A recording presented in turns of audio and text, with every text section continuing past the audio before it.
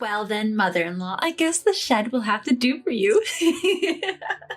Emmy laughed, pointing to the small shed in my backyard, suggesting it as my new room.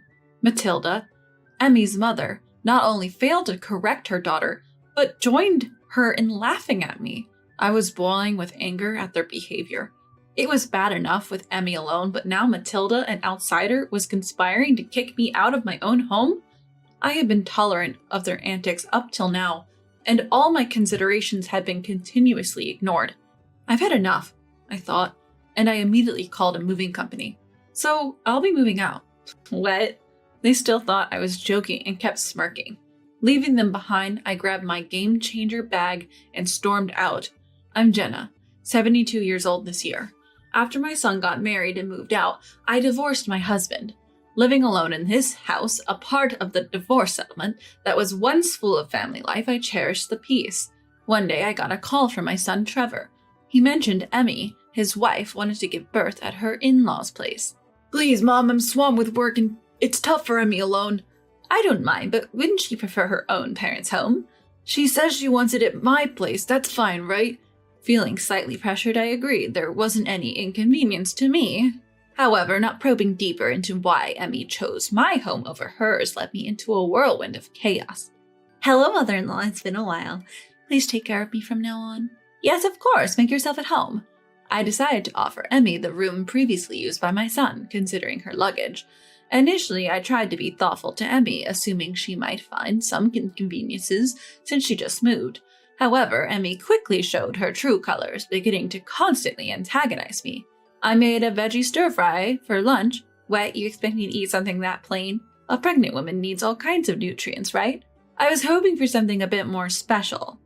It seemed Emmy was never pleased with anything I did. From the day she moved in, she found things to nitpick.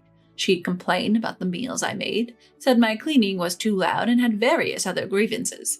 I thought maybe it was just pregnancy mood swings and tried to be patient. But when she told me my footsteps were too noisy and that I should stay out of the room, it really threw me for a loop. Moreover, she used the excuse of feeling stressed in this house to go out for a walk and come back with a beer in hand. Even after numerous warnings about alcohol during pregnancy, she'd blame me for her stress and somehow turned it into my fault. You really have a knack for stressing people out, don't you, mother-in-law? I'm just doing what's normal and I haven't even said much. Playing that I'm not in the wrong card again? If you're so stressed out, it's not good for the baby. Maybe you should consider moving back to your parents' home. Emmy would frequently criticize me with a snarky tone. When I'd ask if I had done something wrong, it seemed she simply didn't like that I wasn't doing everything she wanted. She never helped with meals or chores and acted like she was some sort of princess who deserved to be waited on hand and foot. Of course, I wasn't going to entertain such behavior, which only seemed to escalate her antagonism. Oh great, it's sad for the grandchild to have a stress-inducing grandmother like you. That's when I realized the real reason Emmy wanted to give birth at our place. Her haughty attitude was something even her own parents couldn't handle. Hey, Trevor, about Emmy. Yeah, about that. Try to get along, okay? My son Trevor had a hectic work schedule and could only visit us on weekends. So I thought he should spend his brief stays bonding with Emmy. However, as Emmy's attitude got worse and worse, I couldn't stand it anymore and approached Trevor for advice. But it seemed that Emmy had already painted me in a bad light to him, and Trevor's response was pretty cold. Emmy's pregnant. Let her do what she wants sometimes. You mean it's kind to serve alcohol to a pregnant woman? I didn't say that. Just occasionally cook something she craves. Had the clueless mother-in-law perhaps suggested to her son Trevor to say that to me? Yet Emmy criticized the meal I'd prepared, considering her pregnant state as subpar. She completely ignored my consideration for her. Even when I explained that it was impossible if she didn't try to meet halfway, Trevor wouldn't listen. Anyway, Emmy's belly is big now, don't stress her out. Trevor, please listen to my side too. What's your problem with Emmy? Have you become a spiteful mother-in-law? To Trevor, Emmy's behavior probably seemed like some kind of pregnancy blues. In fact, Emmy was only calm when Trevor was around. But there was no way I could get along with Emmy, who clearly looked down on me with malice and kept trying to boss me around. Yet I was flabbergasted by Trevor's attitude, who, consumed by his work, wouldn't listen and shifted the blame onto me.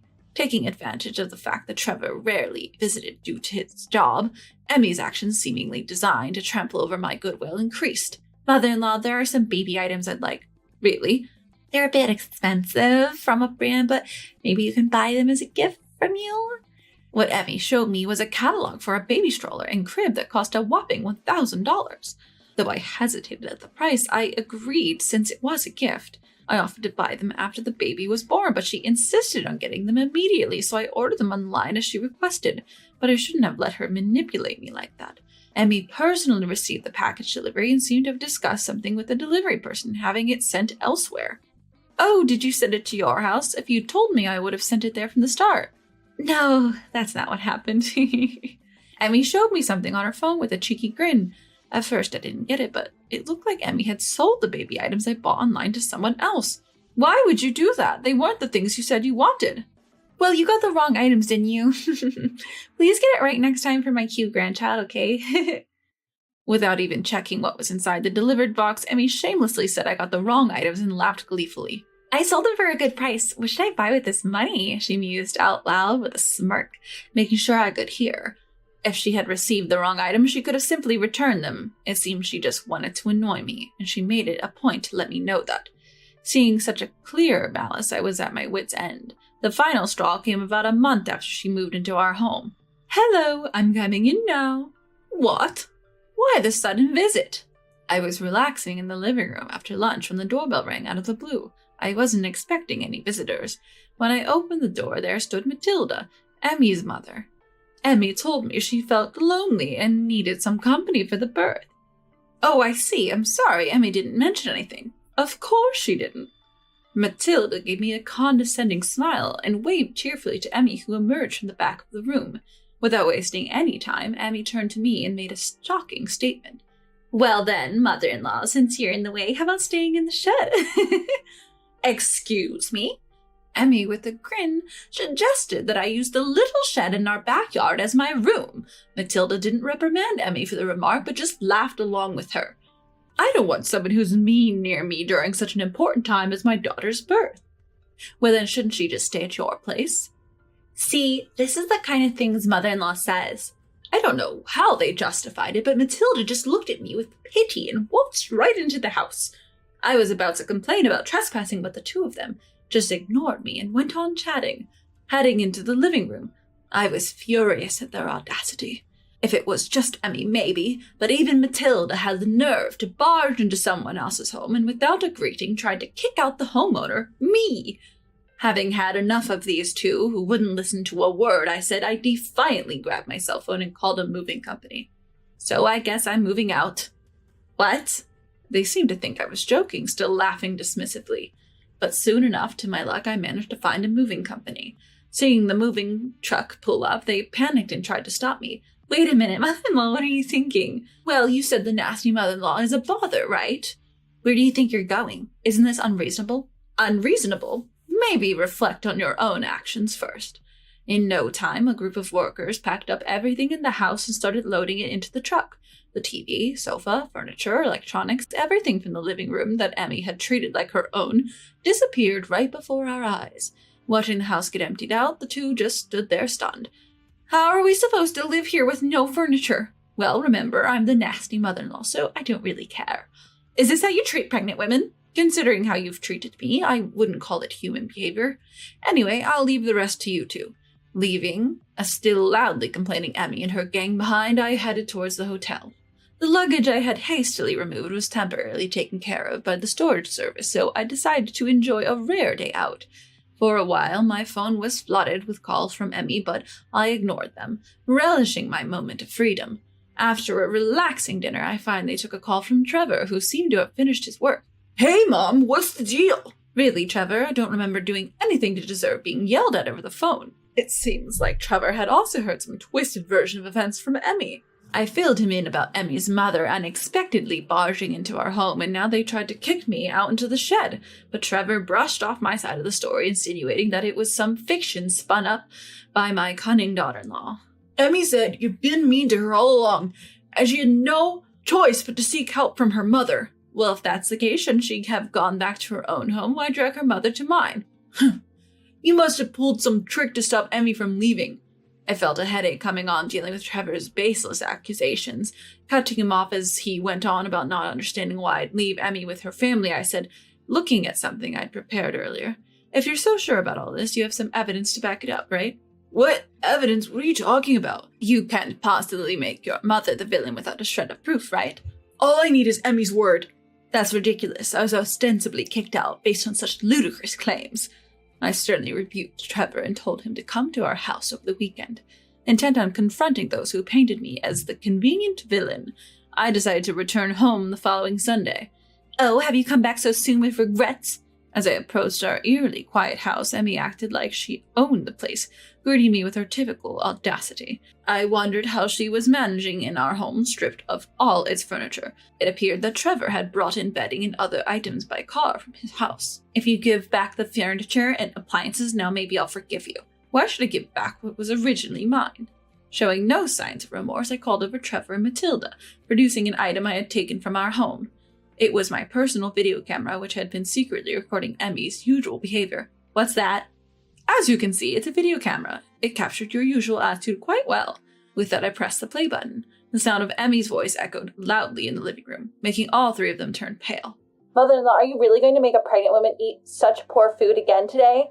It's a meal considering the nutrients a pregnant woman needs. I wouldn't recommend the fried chicken you always buy from the grocery store. Still, I wish you'd let me eat something better. At first, it was just bratty conversation, but as it continued, both Trevor and Matilda were glued to the screen, watching Emmy's deteriorating behavior. Is Trevor always working because he's an incompetent son who can't do his job? How can you talk about your own husband that way? But isn't it true? So engrossed in attacking me, there were scenes where Emmy didn't hesitate to hurl verbal abuse at Trevor. Another scene showed her complaining about Trevor on the phone in the living room, loud enough for me to hear. Emmy desperately tried to stop the video, but Trevor intervened. Cornered by Trevor, she became flustered. What the hell is this, Emmy? Didn't you say my mom was bullying you? This isn't what it looks like. What's different? How could you say such terrible things? While Emmy, cornered by the two, was searching for a way out, I continued playing the recording. It clearly captured the conversation about the $1,000 baby item she had previously forced me to buy. Unable to stand it anymore, Emmy lunged at me, screaming loudly, "Why are you doing this? Why did you even record this? This is a breach of my privacy." "But Emmy, you lied. You told me Mom was taking the money I gave you. What did you really use it for?" "I can't believe this. I came here to protect you from your mean mother-in-law, and you do this?" "I keep telling you it's not like that. I haven't done anything wrong." They kept arguing back and forth, each blaming the other. Tired of watching them justify themselves and hurl insults at each other, I raised my voice as loud as the three of them combined. "Enough is enough." What's going on, Mom?" "This isn't about what's going on. You come into someone's house, do as you please, and without evidence you accuse them. Shouldn't you apologize to me first before defending yourself?" I'm sorry, Mom. Mrs. Jenna, I truly apologize. Why should I? If you think you did nothing wrong, should I let others watch this and decide? I apologize. Watching the three of them finally understand the truth and realize their mistakes, I felt a sense of relief. A few days after the confrontation, I heard that Emmy decided to give birth at her parents' house. Apparently, Matilda had only heard Emmy's side of the story and was furious, saying, "My daughter has embarrassed me." As a result, Emmy wasn't pampered like she was at my place and was going through a tough time with her pregnancy. As for Trevor, he was furious at Emmy for deceiving him and was considering divorce. Though it wasn't really my place to get involved, I was taken aback by the call I received from Trevor under the guise of seeking advice. "I'm thinking of getting a divorce and living with my kid. What do you think?" "What do I think? First off, how do you plan on managing that with your busy work schedule?" "I was thinking Mom could help us out a bit." "You've got to be joking. That's a hard no from me." Trevor, seeming to have never expected my refusal, persisted. "It's your cute grandchild, you know." I held my head in exasperation at Trevor's convenient argument. "Oh, you mean the grandchild of the son who doesn't listen to his mother and the daughter-in-law who tried to defame someone with lies?" "Don't talk like that. The child isn't to blame. You didn't call me the nasty mother-in-law, right? With such a grandmother, you'd be worried about what she might do to her grandchild, wouldn't you?" Seeing my intentional spite, Trevor realized any further arguments would be in vain and backed down. With the matter settled, I promptly ended the call. "It's true, the child who's about to be born isn't to blame, but I'm under no obligation to care for them." I decided to decline promptly, not wanting to get involved with Trevor or Emmy again because of the grandchild. However, maybe I could send some sort of gift. The $1,000 I was made to spend on baby items by Emmy was later refunded to me by Matilda. With that money, I decided to replace the sofa that Emmy had taken over, which had left a bitter memory. After getting rid of some furniture and cleaning up, I returned to my home, now refreshed and back to the peaceful life I used to have.